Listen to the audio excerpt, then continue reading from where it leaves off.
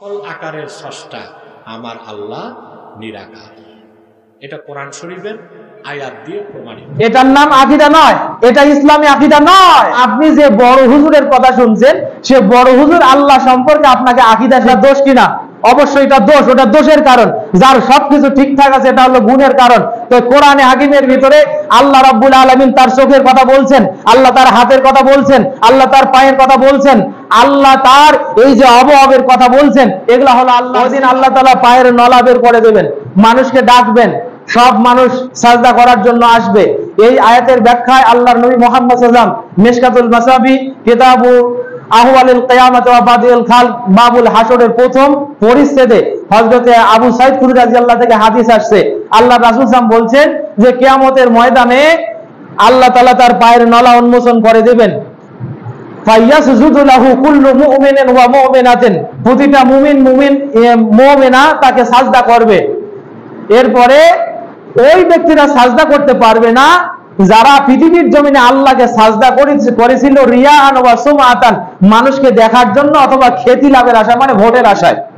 সোজা কথা শুনেন, যখনই তারা সাজদা করতে যাবে ফায়াযহাবু লিয়াসজুদা ফায়াউদা জাহরাহু তাবকান ওয়াহিদা, যখনই তারা সাজদা করতে যাবে তাদের পিঠটা সোজা হয়ে যাবে, আর হালবে না। তাহলে ওই আয়াত এবং হাদিস প্রমাণ করছে আল্লাহর পা আছে, আল্লাহর চোখ আছে। আল্লাহ দেখেন সূরা 17 নম্বর সূরা বনী ইসরাইল, আল্লাহ এখানে তার স্বামী শ্রবণ শক্তি, বাসির দৃষ্টি শক্তির কথা বলছেন। তো আপনি যে বড় হুজুরের কথা শুনছেন, সে বড় হুজুর আল্লাহ সম্পর্কে আপনাকে আকীদা শিখাচ্ছে। বলছে আরে বোকা, আল্লাহর হাত কি তোমার মতো নাকি? আল্লাহর পা কি তোমার মতো নাকি? বোকা, তুমি জানো না আল্লাহর হাত, আল্লাহর পা, আল্লাহর চোখ, আল্লাহর কান, এগুলা হলো আল্লাহর সব কুদরতি গান, আল্লাহর কুদরতি চোখ, আল্লাহর কুদরতি হাত, আল্লাহর কুদরতি পা। বলেন না নাউজুবিল্লাহ। এটার নাম আকীদা নয়, এটা ইসলামী আকীদা নয়। বরং আল্লাহ কোরআনে হাকিমে, শোনেন ভাই, আপনার বাড়িতে যদি একটা মানুষ বা আপনার মহল্লায় যদি একটা মানুষ থাকে এরকম যে মানুষটা কথা বলতে পারে না, আমরা তাকে কি বলি? বোবা বলি। যার একটা হাত নাই অথবা যার একটা চোখ নাই, যার হাত নাই তাকে হস্ত প্রতিবন্ধী বলি, যার চোখ নাই তাকে চক্ষু প্রতিবন্ধী বলি। এখন মানুষটা যার হাত আছে তাকে আমরা পূর্ণ সুঠাম মানুষ বলি না? এখন দেখেন, আমার হাত, পা, চক্ষু, নাক, কান সবই আছে, এগুলো আমার গুণ। আর যার হাত নাই তার হাত না থাকাটা দোষ নাকি? কথা বুঝেন কিনা? যার চোখ নাই তার চোখ না থাকাটা দোষ কিনা? অবশ্যই এটা দোষ, ওটা দোষের কারণ।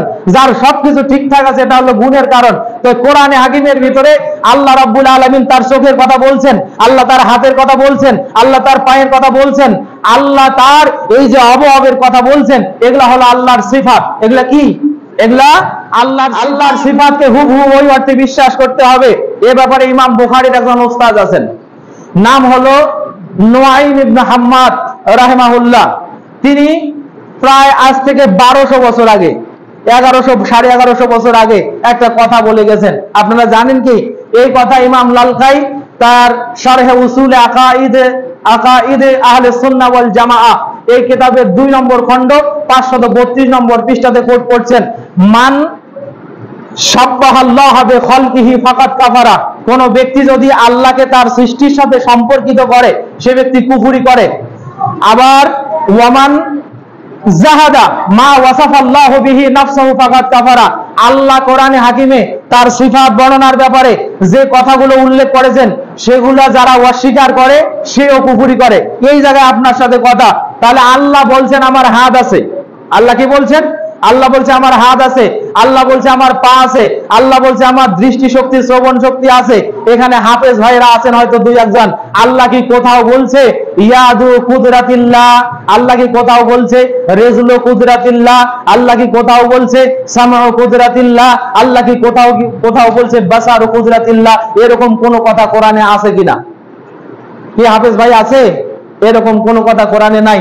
এখন হুজুর যে বলছে এগুলা সব আল্লাহর কুদরতি ব্যাপার, তো কুদরতি ব্যাপার এই কথাটা ডিরেক্ট তো কোরআনে থাকতে হবে নাকি? এই কথাটা কোরআনে নাই, বরং আল্লাহ বলছেন ওয়াকালাতিল ইয়াহুদ ইয়াদুল্লাহি মাগলুলাতুন, সূরা মাইদাতে আসছে। ইহুদিরা বলে যে আল্লাহর হাত আল্লাহ তাআলা গুটিয়ে নিয়েছেন। আল্লাহ বলছেন না, বরং ওরাই হাত গুটিয়ে নিয়েছেন, তাদের উপরে এই কথার জন্য লানত। এবার আসেন, আপনি যদি মনে করেন যে আল্লাহর যে হাত আছে বুঝলাম, আল্লাহর পা আছে বুঝলাম, আল্লাহর চোখ আছে বুঝলাম, তো সেটা কার মতো? সেটা কার মতো? পৃথিবীর কোন মানুষের মতো? পৃথিবীর কোন আল্লাহর সৃষ্টি করা কোন সৃষ্টিজীবের মতো না। আল্লাহ তাআলা কোরআনে এই কথাও বলছেন, লাইসা কামিসলিহি শাইউন, আল্লাহর মতো দেখতে কেউ নাই। সূরা ইখলাস পড়ছেন না আপনারা? সূরা ইখলাসে দেখেন 5টা বৈশিষ্ট্য এখানে আসছে, শেষের আয়াতে আসছে যে তার সাথে সৃষ্টির কোনো তাসবিহাত চলে না, তিনি সৃষ্টির কারো মতো নন। তাহলে এতগুলো কথা বলার পরে আমি কি বুঝালাম আপনাকে যে আল্লাহর হাত আপনার হাতের মতো, আল্লাহর মাথা আপনার মাথার মতো, এই তিমির মাথার মতো, হাতির মাথার মতো, আল্লাহর পা পৃথিবীর কোন সৃষ্টির পায়ের মতো না। আমাদেরকে এই কথা বললে মুসাব্বিহাত বলে তহমত দেয়া হয়, আমরা নাকি দেহবাদী, আমরা নাকি দেহবাদী, আমরা আল্লাহর দেহ সাব্যস্ত করি। আরে ভাই, আল্লাহ বলেছেন কোরআনে তার শারীরিক অবয়ব আছে, আমরা সেই কথা বলছি। আমরা এই কথা দৃঢ় বিশ্বাস করি, আল্লাহর শারীরিক অবয়ব আল্লাহর মতো, যেমনটা তার সাথে মানায়। আমরা কোন সৃষ্টির সাথে তুলনা করতে চাই? আবার যদি জিজ্ঞেস করেন আল্লাহ কোথায় আছে, ও বলে যত আল্লাহ তত আল্লাহ, অথচ আল্লাহ কোরআনে হাকিমে 7 জায়গায় বলছেন যে আল্লাহ আরশের উপরে সমুন্নত অবস্থায় আছেন। বলেন না সুবহানাল্লাহ। তাহলে এক আল্লাহকে বিশ্বাস করতে গেলে আপনাকে এত সব মাথায় নিতে হবে। এবার আসেন, আমি কিতাবের কথা বাদ দিলাম, মালাইকাতের কথা বাদ দিলাম, বর্তমান সময়ে একটা কঠিন প্রেক্ষাপট শুরু হয়েছে। এই যারা ফেসবুকে বিচরণ করেন, রাসূল সাল্লাল্লাহু আলাইহি ওয়াসাল্লামকে একজন বলছে কি রাসূল নাকি সাংবাদিক, শুনেছেন আপনারা? রাসূলকে বলছে সাংবাদিক। ঈমানের একটি গুরুত্বপূর্ণ বিষয় 4 নম্বর পার্টটি হলো রাসূলকে বিশ্বাস করা। কাকে বিশ্বাস করা? রাসূলকে বিশ্বাস করা। রাসূলকে বিশ্বাসের কিছু উসুল আছে, সেই উসুলটা আল্লাহ তাআলা কোরআনে সূরাতুল বাকারায় বলছে। দেখেন একটা আছে না কোরআনে, লা তাকুলু রাইনা ওয়া কুলু উনজুরনা, আছে না নাই? যে তোমরা মুহাম্মদ সাল্লাল্লাহু আলাইহি ওয়াসাল্লামকে সম্বোধন করার ব্যাপারে বলো না হে রাখাল, আমাদের দিকে দেখো, বরং বলো ও মুহাম্মদ সাল্লাল্লাহু আলাইহি সাল্লাম দয়া করে আমাদের দিকে তাকান। উনজুরনা, আমাদের দিকে তাকান। রাইনা মানে আমাদের দিকে তাকান। তবে রাউন শব্দটি রাখাল অর্থে ব্যবহার করা হয়। রাউল গানাম, ছাগলের রাখাল, ছাগলের রাখাল। রাউল বাকার, গরুর রাখাল। রাউল এবেল, উটের রাখাল। কিন্তু উনজুরনা শব্দটা শুধু দেখা অর্থেই ব্যবহার হয়, এবং এই শব্দটাতে দরদ আছে। কি আছে? দরদ আছে। তাহলে ওই আয়াতের অর্থ হলো আল্লাহ বলছেন, হে তোমরা বলো না, হে মক্কার মানুষেরা তোমরা বলো না মুহাম্মদ আমাদের দিকে তাকাও, এভাবে রূঢ় ভাবে বলো না, বরং রাসূলের সামনে মহব্বত নিয়ে, কলিজায় মহব্বত নিয়ে, দরদ ভরা কণ্ঠে রাসূলের প্রতি দৃঢ় ঈমান রেখে তোমরা বলো উনজুরনা, ও আল্লাহর নবী আপনি আমাদের দিকে একটু দরদ করে তাকান। তাহলে আল্লাহর নবীকে সম্বোধন করার ব্যাপারে আল্লাহ তাআলা উসুল দিয়েছেন কোরআনে হাকিমে। এখন কোন মানুষ যদি আল্লাহর রাসূলকে পৃথিবীর প্রচলিত সাংবাদিকের মতো সাংবাদিক বলে, আমি মনে করি এটা উসুলের খেলাফ। আমার ভাইরা, আসল নবী কাকে বলা হয়? আপনি তো রাসূলকে বিশ্বাস করবেন, তাই নয় কি? রাসূলকে বিশ্বাস করবেন। রাসূলকে বিশ্বাস করতে গেলে রাসূলের একটি প্রাথমিক শব্দ হলো নবী। রাসূলের প্রথম শব্দটা রাসূল পরে, নবী আগে। রাসূল পরে, নবী আগে। মৌলিকভাবে সকল রাসূলই নবী, সকল রাসূলই নবী, কিন্তু ফারাক করা হয়েছে উসুলের কিতাবগুলোতে সকল রাসূল মানে সকল নবী রাসূল নন, এটার একটু পার্থক্য আছে। তবে নবী রাসূলকে বোঝাতে মৌলিক যে শব্দটা ব্যবহার করা হয় সেটা হলো নবী। দেখেন, নবী হলো, এটার একটি সমার্থক আরবি শব্দ আছে মুখবিরুন, যিনি বার্তা বাহক, এটা সমার্থক শব্দ। তবে এ কথাও চিরধার্য, আমাদেরকে মানতে হবে যে কোন একটি শব্দ হাকিকাতান অন্য শব্দের প্রতিকায়িত নয়। যেমন আমি যদি একটি শব্দ এখানে ব্যবহার করি সমার্থক শব্দ হিসাবে, এইটার অর্থ মিন করার জন্য আর একটা শব্দ ব্যবহার করি, আসলে এই দুইটা শব্দ হাকিকাতান এক শব্দকে আর এক শব্দের প্রতীকী অর্থে ব্যবহার করা যায় না। যদি যাইতই তাহলে একটি ভাষাতে কোন একটা বস্তুকে বোঝানোর জন্য একাধিক শব্দের অবতারণা হতো না। সম্মানিত উপস্থিতি, যে কথা বলছি, এই মুখবির শব্দটা জেনেই যদি আপনি বলেন যে হুজুর আপনিও তো বললেন যে নবী মানে বার্তা বাহক বা সংবাদ বাহক, তাহলে তো ঠিকই আছে ওনার কথায় আর আপনার কথা না। এখন পরের শব্দে আসেন, আন-নবী হুয়া আওহাল্লাহু ইলাইহি, নবী হলো ওই ব্যক্তি যাকে আল্লাহ তাআলা ওহী দান করেন। কি করেন? ওহী দান করেন।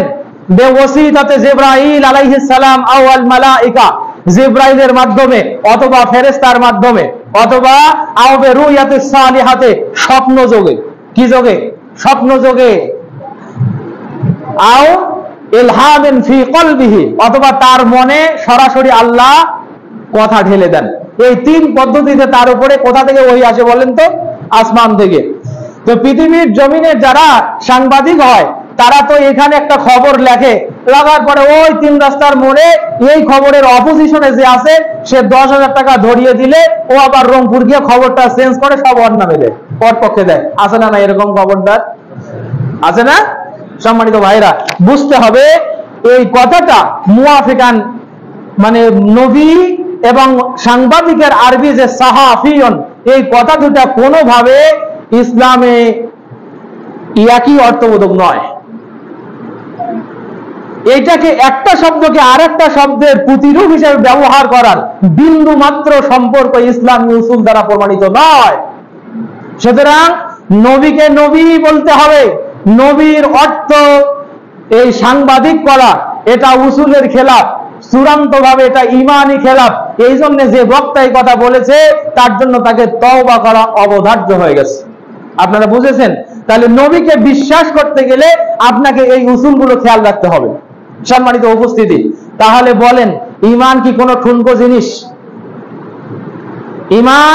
ঈমানের পরিস্থিতি এমন, আপনি যত ভালো কাজ করবেন আপনাদের ঈমানের ব্যাপকতা তত বাড়তে থাকবে, ঈমানের পরিসর বাড়তে থাকবে। কিন্তু ওয়ায়ান কুসুবিল মাসিয়া, খারাপ কাজ করবেন, নোংরা কাজ করবেন তো ঈমান কমে যাবে।